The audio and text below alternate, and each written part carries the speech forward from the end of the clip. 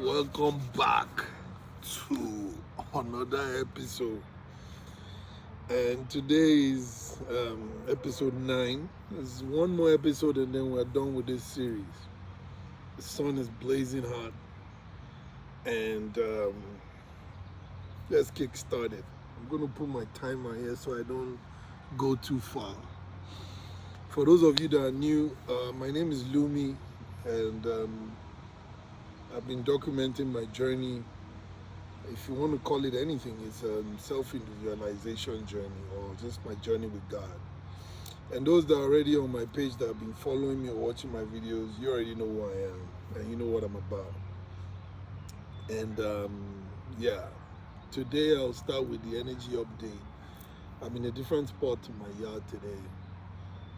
Excuse me, I'm following the sunset. So I'll start with the energy update, like I said, before I get lost in my thoughts.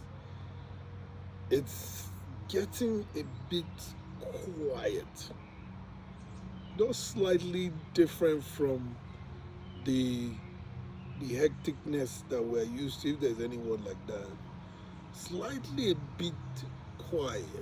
However, there are still the challenges that we are facing. The psychic attacks, the noises, the stress, the energetic, the chords, all of that dance, noise, distraction is still going on in the etheric.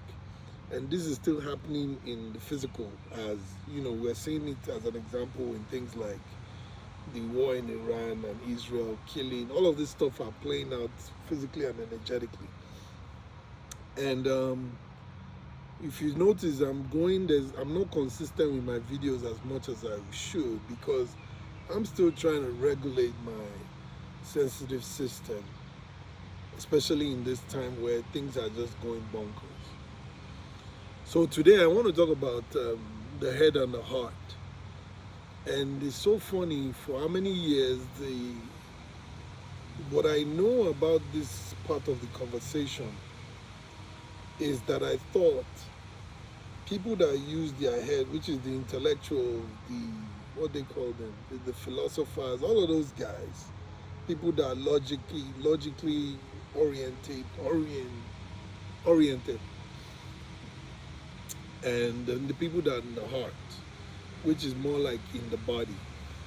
And you will see that in the past, until not recently for me, I used to think there were two separate people, two separate types of people that you exist as, right? Maybe it's lower. So you have people that are the logical people, visionaries, that think of moving humanity forward. Mostly people that are into the scientific realm and all of that stuff, like Tesla, all these new guys like Elon Musk and all of them, all these guys, they are innovative thinkers, how to move the planet forward into another dimension possible. It doesn't necessarily mean it's healthy, but it's like they are still pushing the planet forward. Then we have the people that are in the heart, which is people that embodied the heart itself. So these are the humanitarian people, all this quote unquote, I don't think we even have much of these days. Like the Mother Teresa and all those people that we had in the past, and you probably put them, the likes of the freedom fighters, advocators, you put them in this category. And in the past, I used to think that these two categories were two separate people, two separate individuals. So because, and again, this is how we translate. You will find out in the past, in the ancient times, these two distinctions, the head and the heart, you find out that those that are using the head are kind of like the rulers, the kingmakers, the kings, the one that govern, that think things through. And then you have the people that use their heart, the intuition, which is like the magician, the advisors, the sorcerer.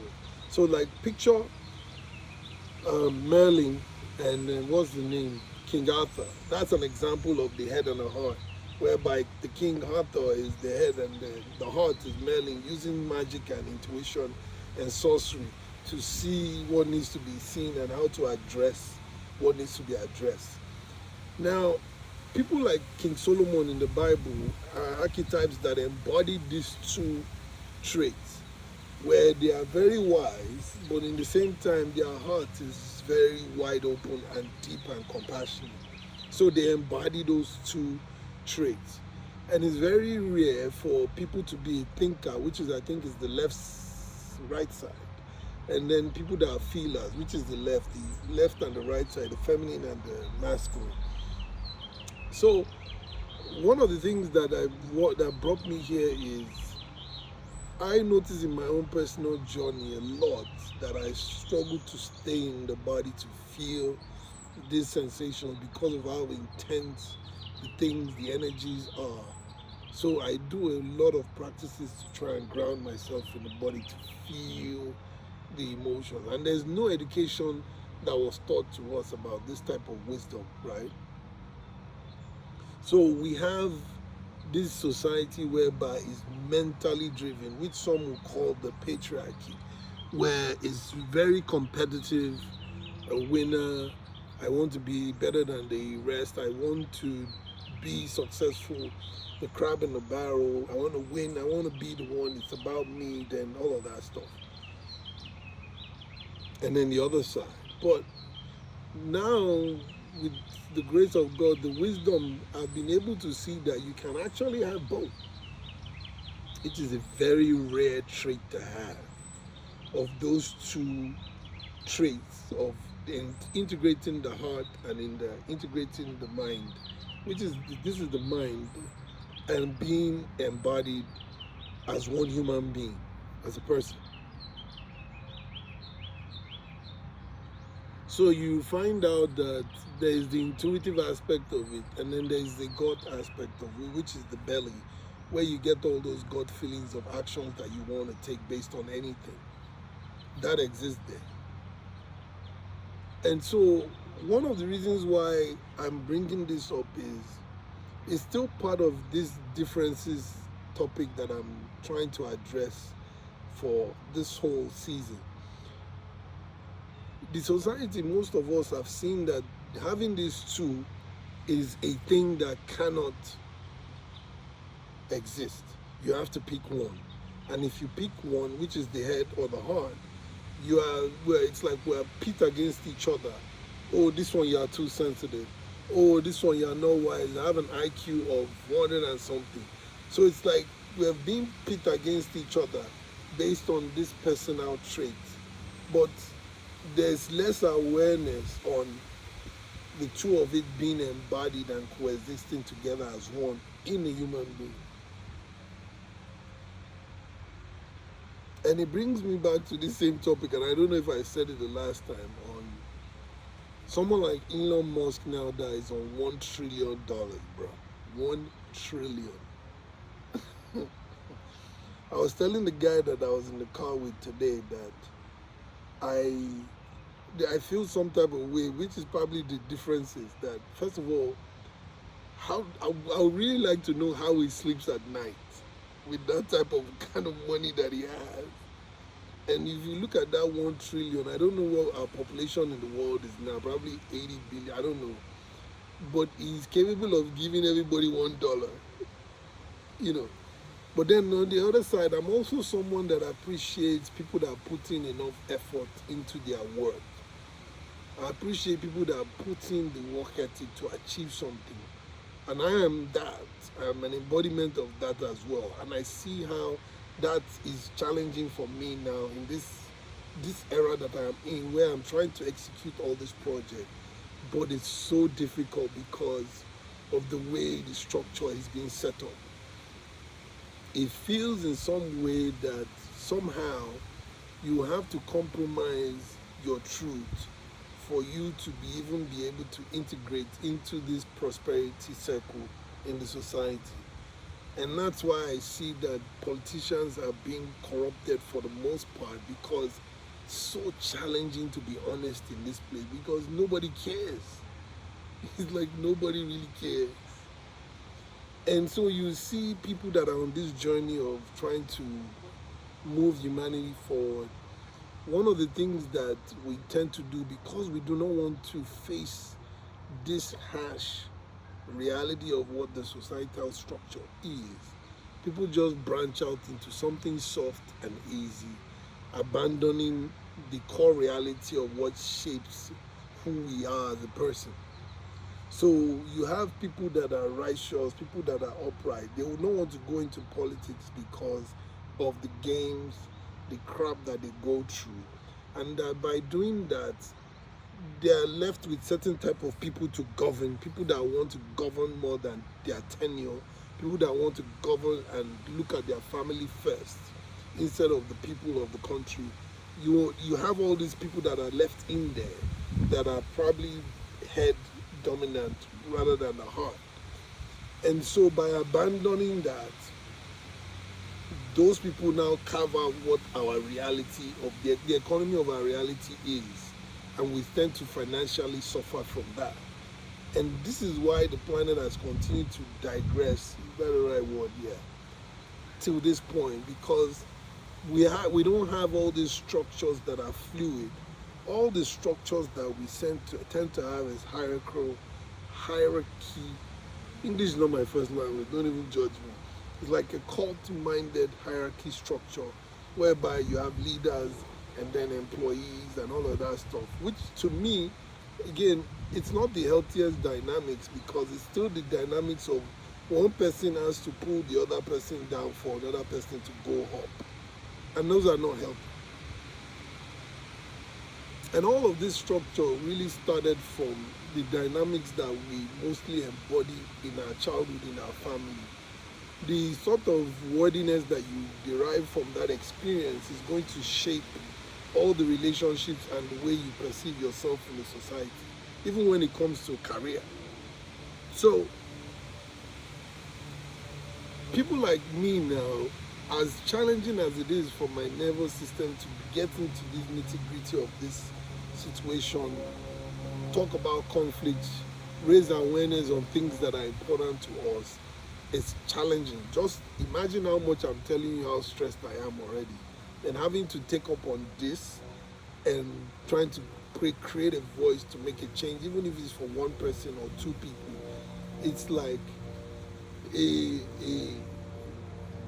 I wouldn't say it's a martyrdom quest, but you have to be careful to balance it out, right? That voice that you are sending out is one person, you. And as you are sending out that voice to make a change, it will land in the ears that those that want to hear. It will land in the hearts of those that are willing to implement that. And then those that land in the ears, it goes into this ear and then it goes out through the other side. And those that want to make an impact, it goes in through the ears and then goes into the heart. And then there's an understanding that is being spoken out to their colleagues. And then the momentum is gathered and then the movement is done and then change begins to take place. So this is what we are facing. And so there are certain souls which I've talked about again that are here now trying to push this narrative. These are the old souls that have been here for so long doing this. And one thing that I never said that I just realized about the heart is intuition isn't something you learn. It's something you've embodied over a lifetime, over experiences that you piled up in your records, in the Akash, over a lifetime, that you just simply see it play out again and you understand the dynamics of how and why it is happening. And then you exude compassion towards that scenario rather than acting in such a way that will cause conflict and escalate the situation, and then it will cause competition instead of collaboration. Let me slow down.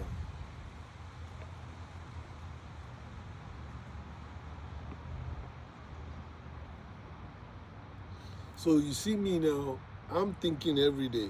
I'm trying. Where do I go? What do I do? I'm talking to people. I'm meeting with this guy the best that I can. I'm thinking strategies. I'm planning this. I'm wearing like 9 hats. But all the 9 hats that I'm wearing, everything's like, yeah, it's true strength and true exhaustion pushing through. But I know my role. I know what I'm here for. And I know the responsibility that God has given Himself through me. And I have to always show up for that in any way, shape, or form that I can. And so we are now trying to create this new paradigm whereby the entrepreneurs that are going to think of the planet first before their pockets are emerging. And they are emerging with their ideas that are going to create a change that will make a global impact in a positive way, even on the earth, the Earth's ozone layer, the Earth's biofield, and even the geomagnetic storms that we're having, and even all this, what they call it, what they call this thing, climate change situation. Those people are emerging, and those people again, and some of those people, there's a intersection between some of those people and some of the people that I was referring to in the past that have abandoned getting their hands dirty because of all they have to go through. So some people that are courageous enough to abandon the other route of whether be it talking on the YouTube like me, having sessions, healing sessions, different types of modalities that they are doing, trying to help people rather than other options of building companies to empower people financially, right? You will see that people will start branching out into that field now and taking concrete action to make a change rather than just existing in one aspect of the world. I'm meditating, I'm going for a retreat, I'm doing healing, sound healing, I'm doing Reiki, I'm doing it's some people are now moving back into the reality of I want to start a business that is going to make an impact. I want to make a change. I want to create policies. I want to advocate. This is now what's going. So now we have to now position ourselves in a way and a place whereby those people, when they are coming, that we've already created that sort of environment for them to be able to easily fit into, and then their purpose is being met, they are being seen, and we orchestrate everything that is needed for their souls to succeed. And so now that I'm an example of that type of conversation. And so now, unfortunately for me, I don't have what I'm creating. I'll say that again. I don't have the opportunity of what I'm trying to create for others. So now I am having to create this opportunity by myself so that those that are coming will have easy access to that opportunity based on of the experience that I have created. And so this is why for me, because I'm going first. And again, not only me, there's a group of people that are all doing this. I'm going first in the ascension, the first batch. We're going first in all these projects. So this is where it's like we're inside of it, the thick of it. So you look at my face, the stress. I look like I'm always looking 23. I look like I'm like 52 right now. And then there's so much drama, which is still probably, this is the drama now, right? That I'm experiencing, that a lot of people that in that group, like-minded individuals, is what's also causing that kind of block in all these projects that we're trying to finance. And then we're not able to be fully embodied to see our dharma, see our soul's purpose. So the prayer that I always tend to do is I just follow my heart and do what is right. And sometimes I find myself landing in that decision that aligns with the mission. And sometimes I find myself landing in decisions that don't align with the mission. And each time those two exist, depending on how much I'm regulated, I react in a certain way towards that. And if it's aligned with the vision, I meet with joy and I'm glad and I'm relieved that, okay, a way has been made. And then there's a block again to stop. So don't move too fast. And then there's another one that you go through this way, there's no way there. And I mean there's no way. The way there isn't aligned with integrity. It compromises the value of who I am. And so obviously I'm not going to do that. So I come back again and rest. It's either the rest is in sadness and disappointment or frustration and anger, or sometimes the rest is in joy that, oh, I attempted this, I did that, it didn't work. Time to relax and rest. So that's pretty much it. So from all what I described now, you've seen what this head and the heart is and how we got there with this type of people that have chosen to be the head, and then this type of people that have chosen to be in the heart. So it's like we're all living in a different world. You have uh, the guys in Silicon Valley, them, all of them in that direction, and then you have the other guys in this direction, the one that are heartfelt in healing and all of that. But then the ones that are embodied, right, that are both integrated, both the head, the mind, and the heart, that are moving forward into the same Dharma. They are very rare to say. So that's kind of like what we are trying to navigate. So you see that the head, the heart, the differences, and the reunion of both into the direction of the force. So yeah, I think that's pretty much it. I'm not going to go beyond that. I had to do this video because I spent like 4 hours trying to wrestle my mind, looking at different things, studying, researching. I was like, you know what, let me just do a video to ease out the tension and the anger and the frustration of us trying to move this thing forward. I'm trying, you know.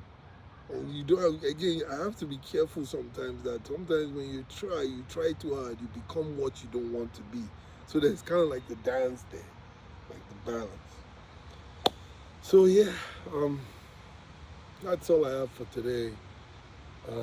Please continue to pray for peace in the world and peace for yourself, because if you have peace, you trust me, we can feel the peace in the world.